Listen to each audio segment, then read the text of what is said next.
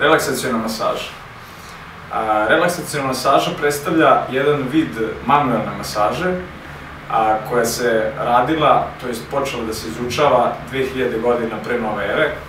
Znači, radili su i stari Kinezi, i stari Grci i dan danas se primenjuje. Znači, preteča relaksacione masaže, to jest savremeni vid relaksacione masaže koji su izučavali stari Kinezi, je švedska masaža, potekla od Kitzberga, znači koji je izučavao određen vid manuelne terapije na našem telu. E sad, mi ovde izučavamo relaksacionu masažu na stolu za masažu. Inače, masaža može da se vrši na podu i na stolu. Znači, mi ćemo se ovde baviti masažom na stolu. Što se tiče masaže, ona obuhvata 5 osnovnih masažnih hvatova. Evo sad neko od polaznika da mi kaže od čega se sastoji masaža. Evo, Daco, možeš ti. Glađenje, trljanje, gnječenje, lupkanje, vibracija. A kojim hvatom počinjemo i završavamo masažu? Pa to bi bilo glađenje. Glađenje. Znači, glađenjem zagrevamo telo, zagrevamo kožu i na kraju završavamo glađenje, tako.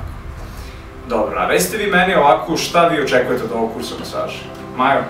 Pa ja recimo očekujem da usvojim neke nove veštine, zapravo da saznam nove veštine klasične masaže od instruktora, to jest od tebe, Marko.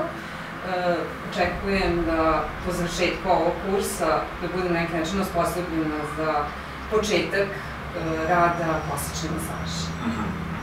Dobro. Jeco, ti?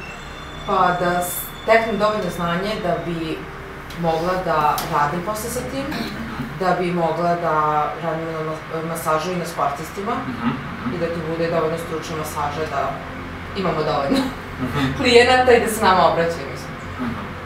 Hvala.